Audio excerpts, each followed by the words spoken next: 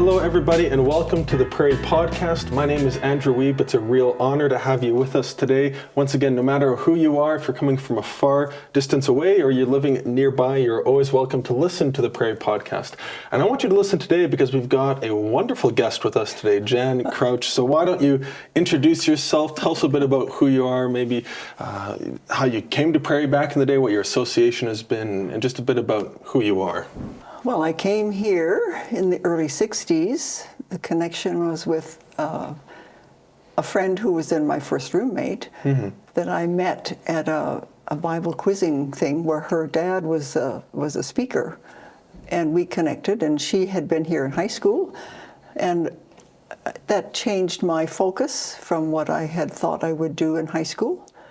And I ended up coming here a long ways from my home, but then I met other people that were connected to my home church, and I have been here ever since. Okay. I was going to come for 1 year. Really? Yeah. But you ended up staying for... That was a long time ago. And you're still around the area. I'm still here. This is home. Oh, yeah. Certainly. So I'm curious, so you were a student, and I'm fairly certain you moved on from a student to being more involved in different ways, correct? I married a man who was on the faculty then. Okay. And he was on the faculty teaching for 3 years before we were married. He was an Australian, and we spent 1 year in Australia after we were married. That was my first meeting of his family.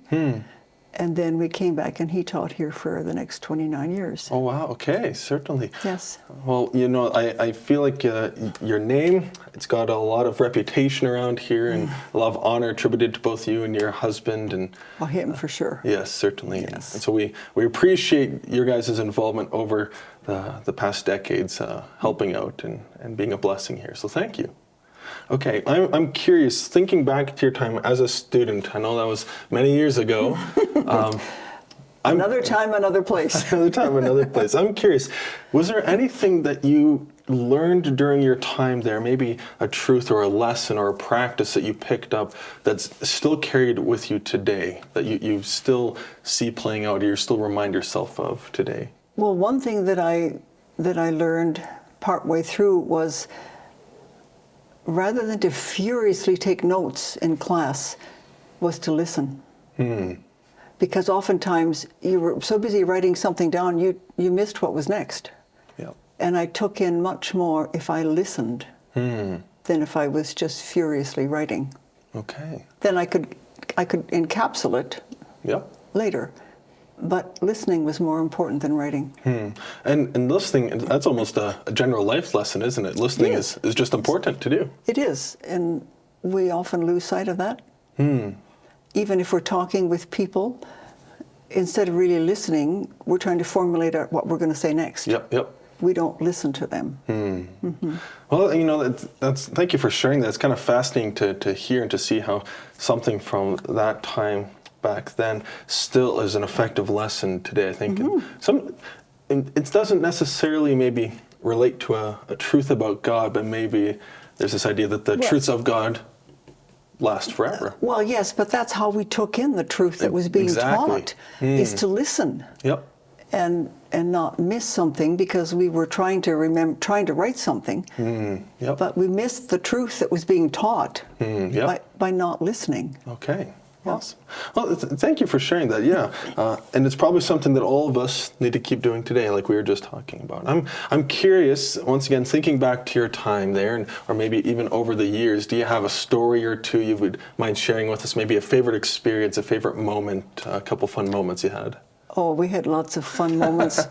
I couldn't begin to tell you. Back then, every class had a sponsor.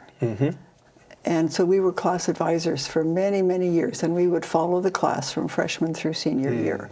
And so we would do outings, fun things. They would come to our house. We had lots of, Gary would have students come a dozen at a time. And on Friday nights, so we'd have pie and ice cream or cake and ice cream or something for them. And they could just talk and ask questions. And that was good. Advising classes was really fun. We got to know so many students, had a lot of them in our home, and that was good. one very, very poignant memory, not particularly fun, but very gratifying, was one year at conference, spring conference, there was somebody who was completely new here, who'd been recommended by a student. Yep. They were both missionaries in Ireland. And he was introducing himself and how he came to the Lord at a pioneer camp in Ontario. And he had been looking all of his life since then for the speaker at the camp who had helped him to understand for the first time in his life the love of God. And he said, I've been looking all my life for Ozzy, and I don't know where he is. And my husband was leading the service, and after he was through speaking, he stood up and said, you've just found Ozzy.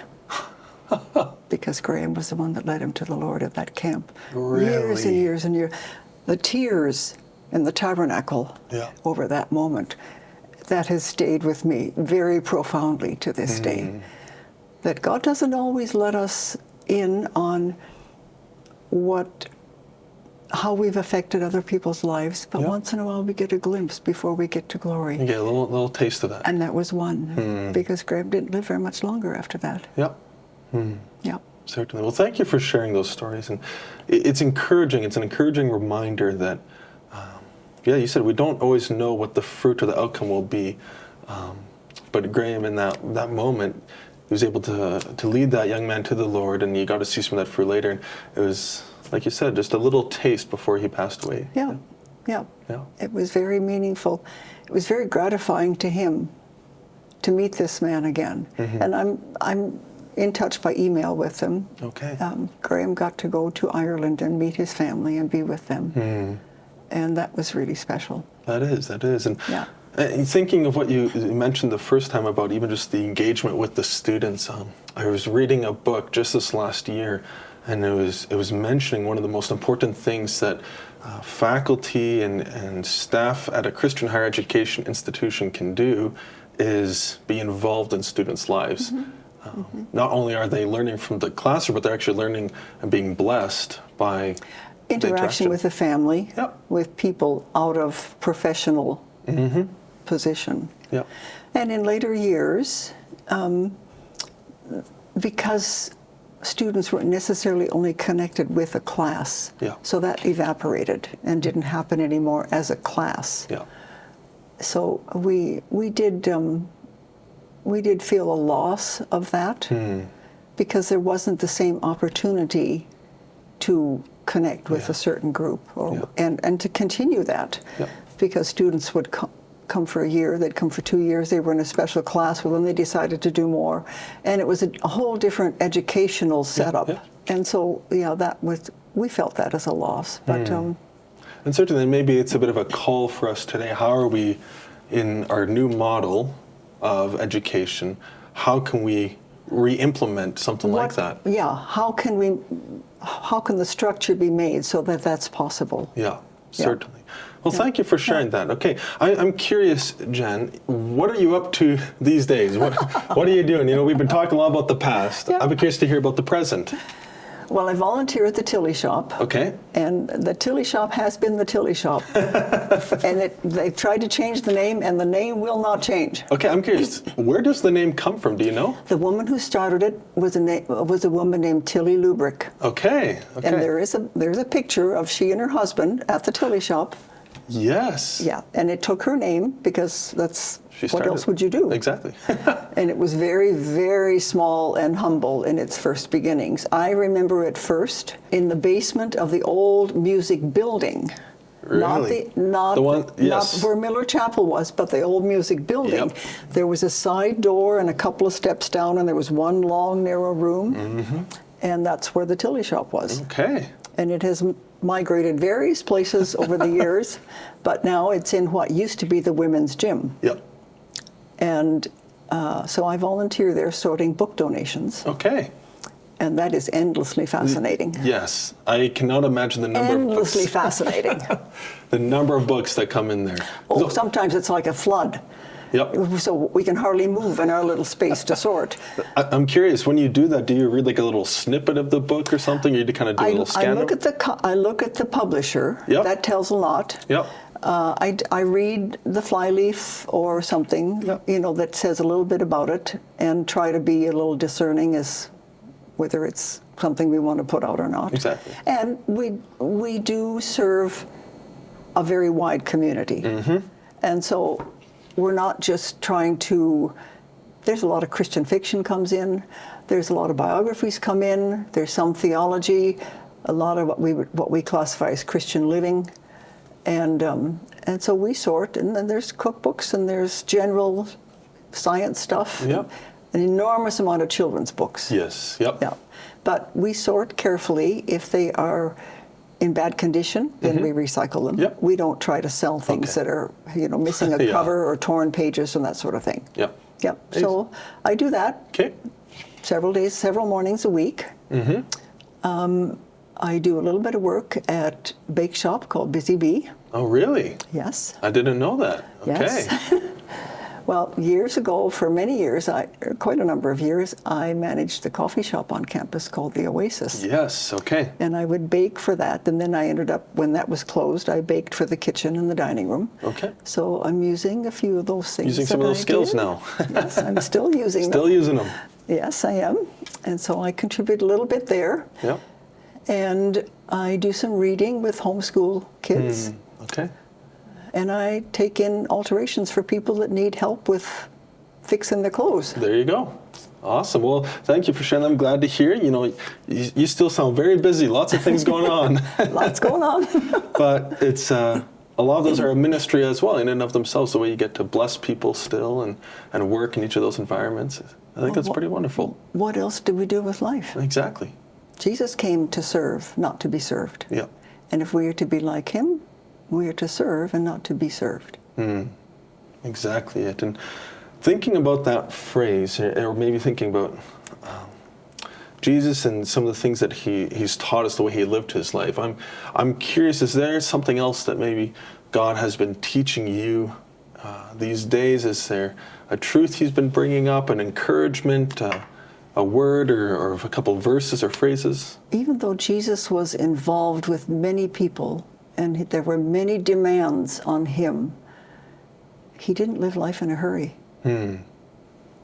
He walked every place he went. Yep. But he wasn't ever in a hurry. And we live very hurried lives if we're not careful. And we miss a lot. Yep. I'm reading a book right now by Mark Buchanan called God Walk, Moving at the Speed of Your Soul. Interesting.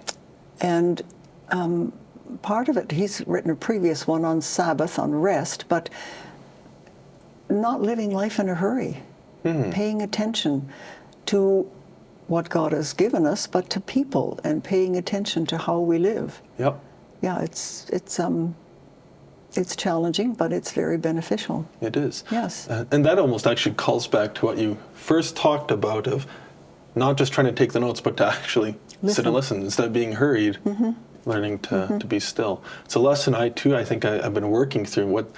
What does it mean to be still?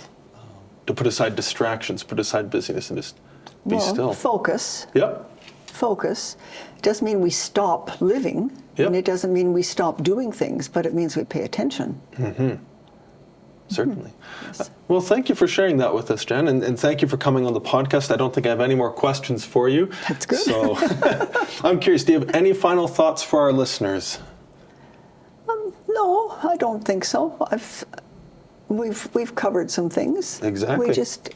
We all need to live intentionally, without being distracted. Yep. And I know technology today means people are very distracted. Attention spans are very short. Yep. And we need to pay attention and live intentionally. Walk at God's speed. Walk at God's speed. Yes. Oh, very good. Hey, well, thank you so much for sharing with us. And it was an honor hearing a bit about your life and what God's been teaching you and leading you in the ways that you're serving still today. So thank you so much, listeners out there, for joining us. If you want to learn more about Prairie, if you even want to learn more about our history, we have a lot of people and staff that we gladly tell you about more of the history. We have a wonderful centennial book that does a 100-year coverage. bunch of all the different years. We have a great alumni department. And if you want to come for a tour, you're even welcome to come for a tour. Maybe Jan will be outside on her porch and you can wave hi. I'm likely to be at the Tilly shop. I'd like to be at the Tilly shop. So if you have an alum that you think would be great to have on the podcast, reach out to marketing@prairie.edu or alumni@prairie.edu. Make sure to follow us on Facebook and Instagram if you want to stay up to date with different podcast episodes. Thank you so much, Jan, for joining us. This was a pleasure.